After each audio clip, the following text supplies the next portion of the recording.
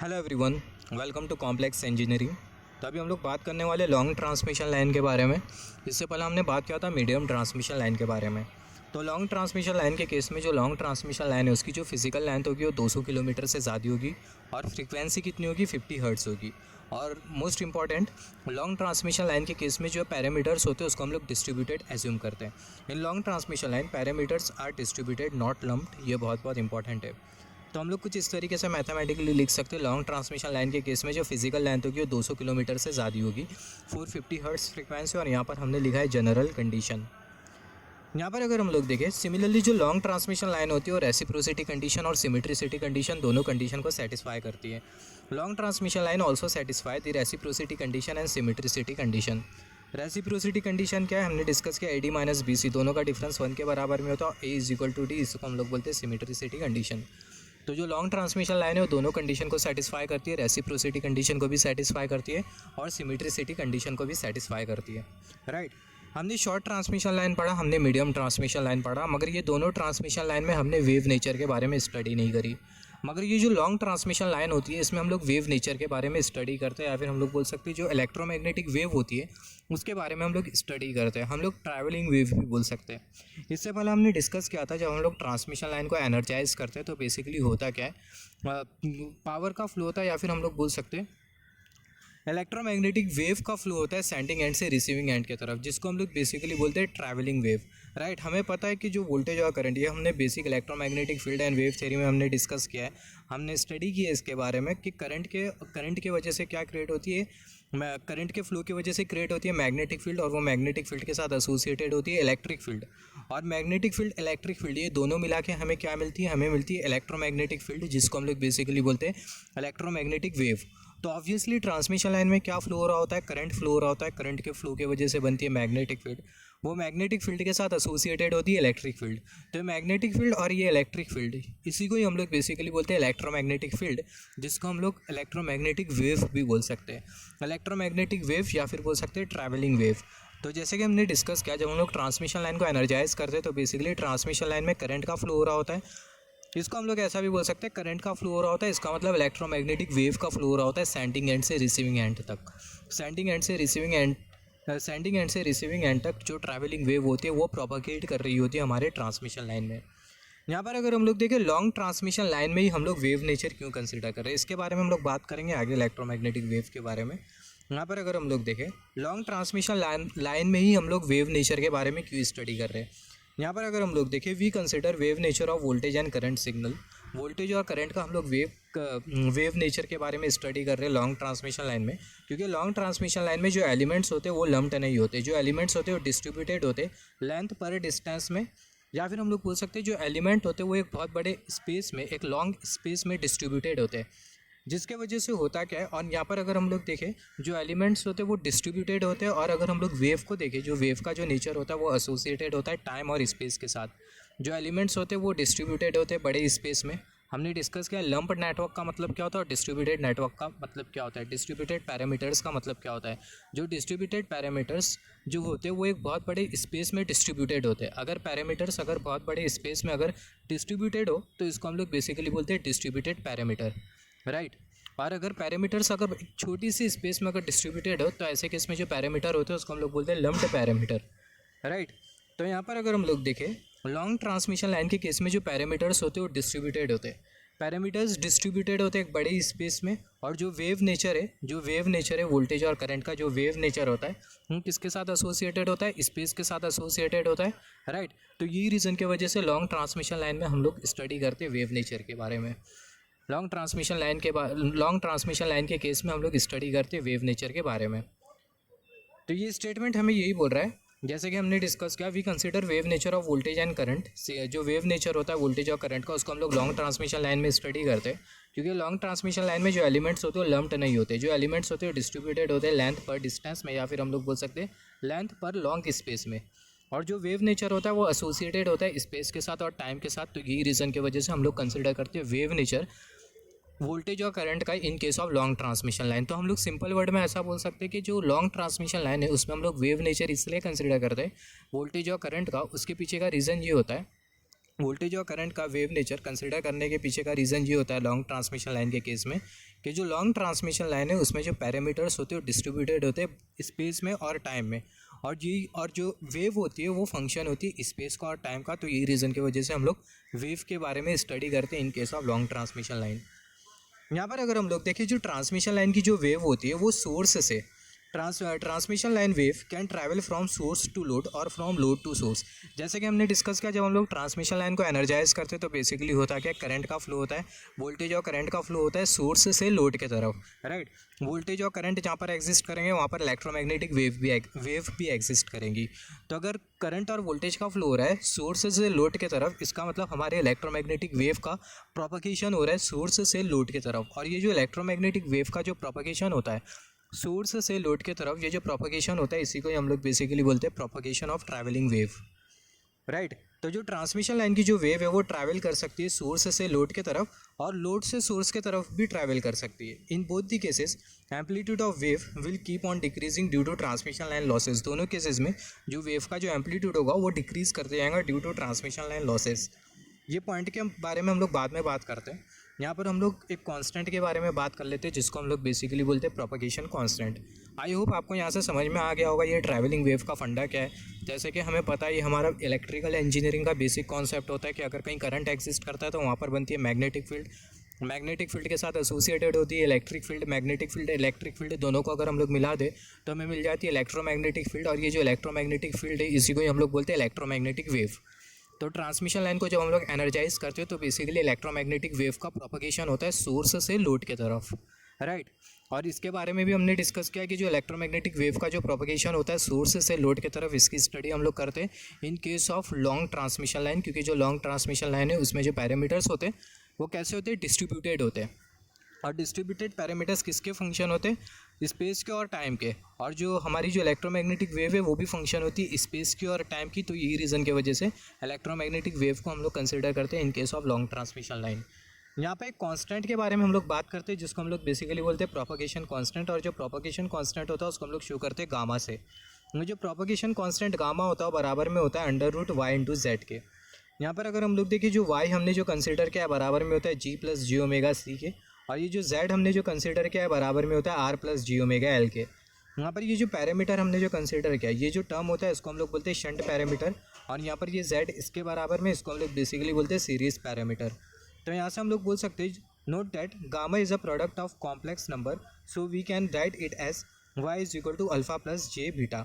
तो यहाँ पर अगर हम लोग देखें यहाँ पर बहुत हद तक ये क्लियर है कि यहाँ पर हमें एक रियल टर्म दिखाई दे रहा है और इमेजिनरी टर्म दिखाई दे रहा है, ये y और यहाँ पर ये z।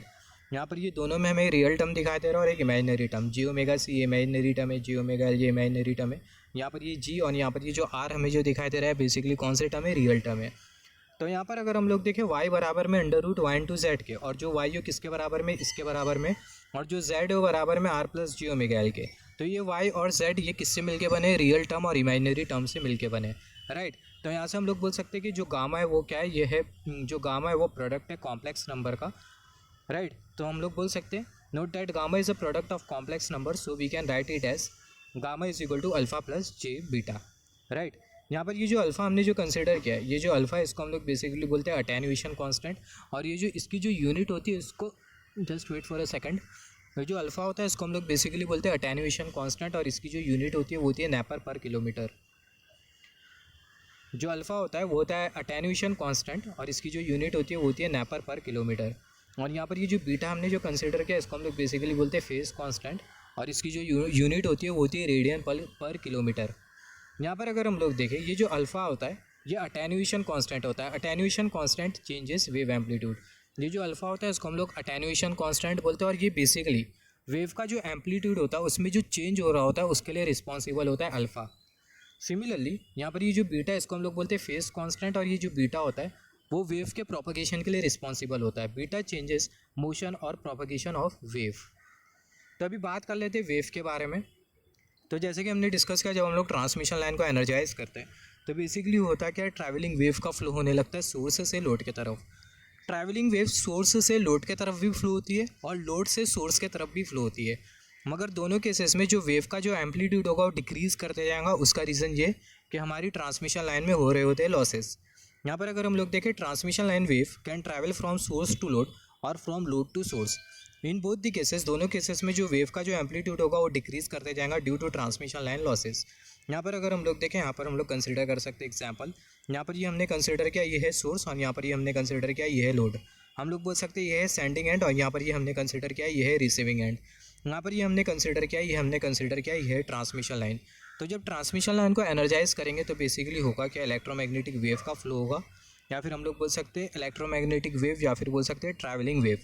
जो ट्रैवलिंग वेव होगी वो सोर्स से लोड की तरफ फ्लो होने लगेंगी।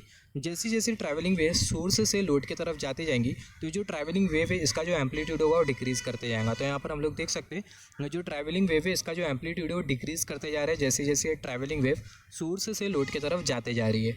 सिमिलरली अगर ट्रैवलिंग वेव अगर लोड से सोर्स के तरफ जाए, यहाँ पर हम लोग देख सकते हैं कि जो ट्रैवलिंग वेव है वो लोड से सोर्स की तरफ जा रही है, तो जब ये ट्रैवलिंग वेव लोड से सोर्स की तरफ जाती है तभी भी उसका जो एम्पलीट्यूड होता है वो डिक्रीज़ करता जाता है। यहाँ पर बहुत हद तक क्लियर है कि दोनों केसेस में जो एम्पलीट्यूड है ट्रैवलिंग वेव का डिक्रीज़ करता जा रहा है due to losses present in transmission line. यहाँ पर अगर हम लोग देखें, अगर ट्रैवलिंग वेव सोर्स से लोड की तरफ जा रही होती है तो जो ट्रैवलिंग वेव होती है उसको हम लोग बेसिकली बोलते हैं forward moving wave. Travelling wave अगर लोड से सोर्स की तरफ जा रही होती है तो जो ट्रैवलिंग वेव होती है उसको हम लोग बोलते हैं बैकवर्ड मूविंग वेव, राइट। तो ट्रैवलिंग वेव अगर सोर्स से लोड की तरफ जाए तो फॉरवर्ड मूविंग ट्रैवलिंग वेव, अगर ट्रैवलिंग वेव या फिर बोल सकते हैं इलेक्ट्रोमैग्नेटिक वेव अगर लोड से सोर्स की तरफ जाए तो इसका मतलब बैकवर्ड मूविंग वेव। तो यहाँ पर अगर हम लोग देखें इन फॉरवर्ड मूविंग वेव और in backward moving wave, in both cases power flows from sending end to receiving end. I hope statement से क्लियर हो गया होगा। चाहे फॉरवर्ड मूविंग वेव होने दो चाहे बैकवर्ड मूविंग वेव होने दो, दोनों केसेस में जो हमारा जो पावर होगा कैसा फ्लो करेगा, जो पावर होगा सोर्स से लोड की तरफ फ्लो करेगा। तो चाहे बैकवर्ड मूविंग वेव होने दो या फिर फॉरवर्ड मूविंग वेव होने दो, दोनों केसेस में जो पावर का जो फ्लो है वो कैसा होगा, सोर्स से लोड की तरफ होगा। सिमिलरली वेव रिफ्लेक्शन के बारे में बात कर लेते हैं। अब ये वेव रिफ्लेक्शन क्या होता है? Wave which is coming back from receiving and and wave which is coming, just wait for a second, wave which is coming from receiving end to sending end back is known as reflecting wave। मतलब wave जो कि receiving end से फिर से sending end की तरफ आ रही है तो ऐसी जो वेव होती है इसको हम लोग बोलते हैं रिफ्लेक्टिंग वेव।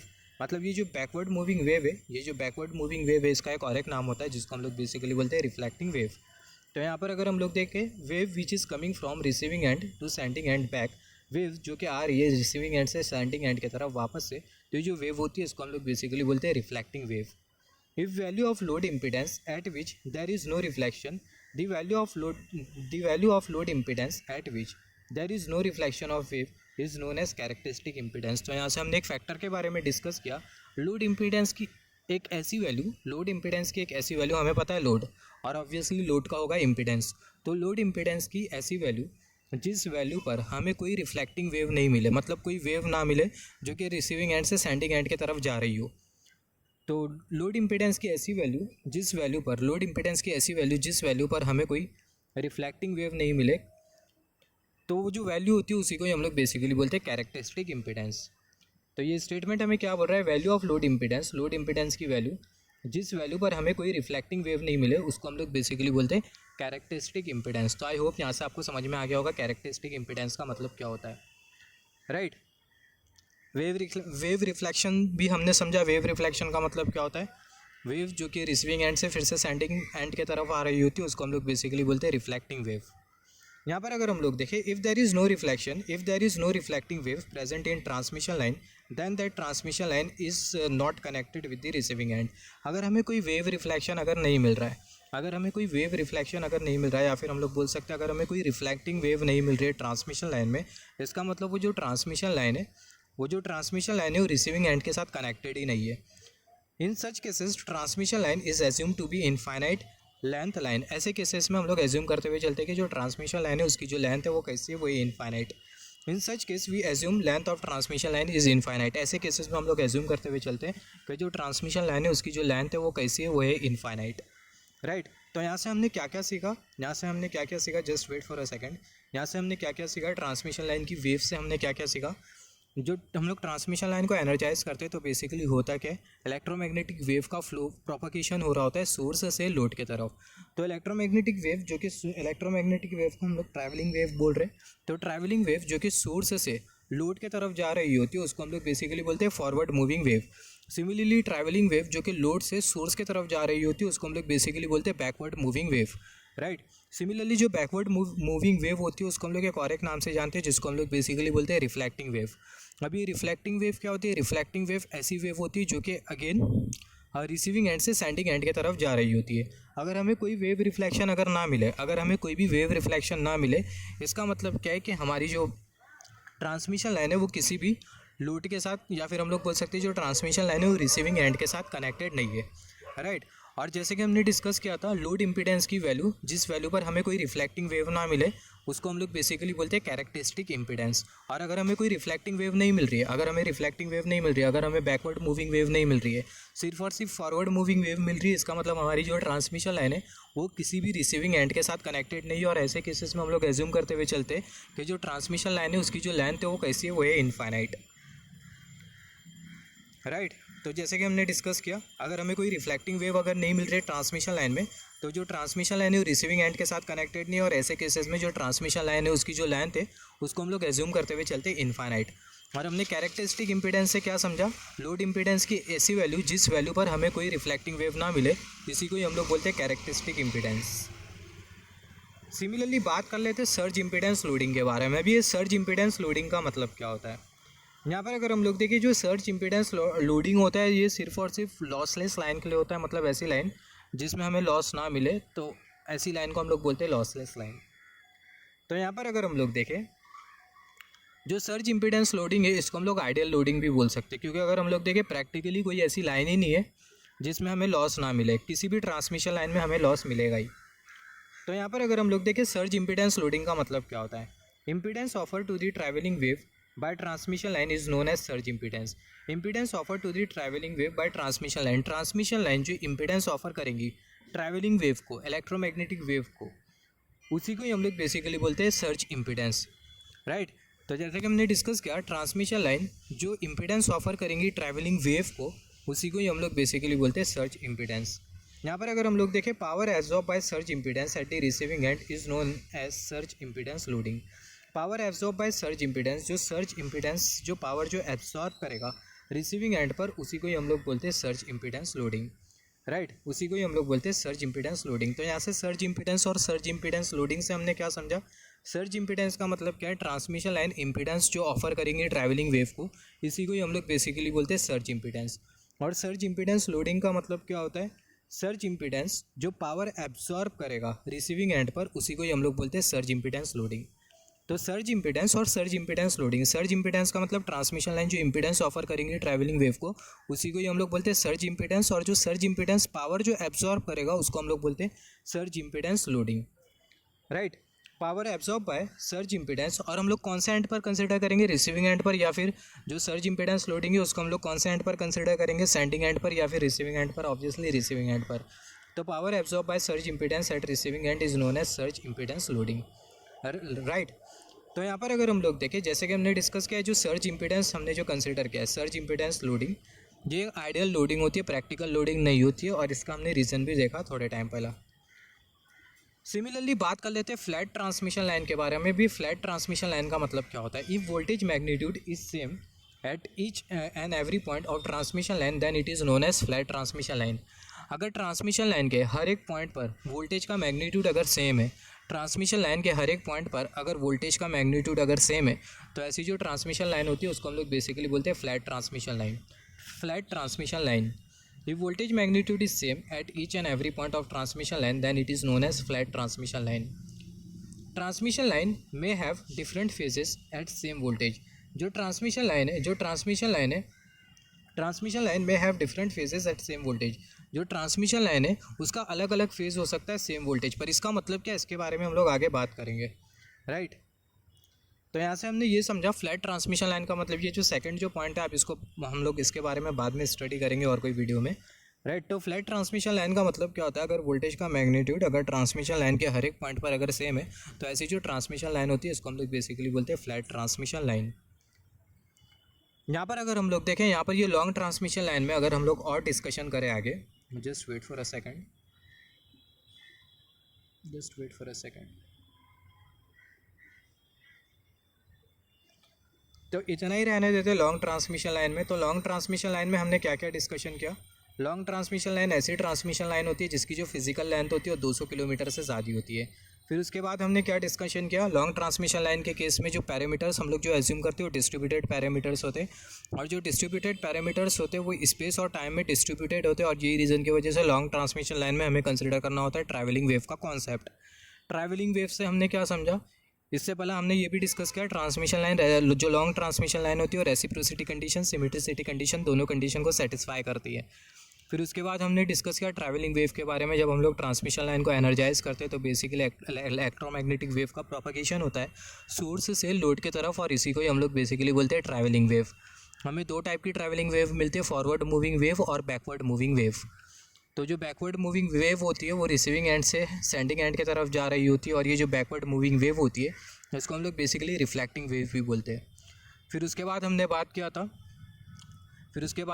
किया था अगर हमें कोई रिफ्लेक्टिंग वेव अगर ना मिले तो ऐसे केस में हमारी जो ट्रांसमिशन लाइन होती है वो किसी भी रिसीविंग एंड के साथ कनेक्टेड नहीं होती, और हम लोग एज्यूम करते हुए चलते हैं कि जो ट्रांसमिशन लाइन है उसकी जो लेंथ है वो कैसी है, वो है इनफाइनाइट। फिर उसके बाद हमने बात किया सर्ज इम्पीडेंस के बारे में और सर्ज इम्पीडेंस लोडिंग के बारे में। सर्ज इम्पीडेंस का मतलब क्या होता है, ट्रांसमिशन लाइन जो इम्पीडेंस ऑफर करेंगी ट्रैवलिंग वेव को उसी को ही हम लोग बोलते हैं सर्ज इम्पीडेंस, और जो सर्ज इम्पीडेंस जो पावर एब्जॉर्ब होगा सर्ज इम्पीडेंस में उसी को ही हम लोग बोलते हैं सर्ज इम्पीडेंस लोडिंग। फिर उसके बाद हमने बात किया फ्लैट ट्रांसमिशन लाइन के बारे में। अगर वोल्टेज का मैग्नीट्यूड ट्रांसमिशन लाइन के हर एक पॉइंट पर अगर कांस्टेंट होता है तो ऐसे केस में जो ट्रांसमिशन लाइन होती है उसको हम लोग बोलते हैं फ्लैट ट्रांसमिशन लाइन।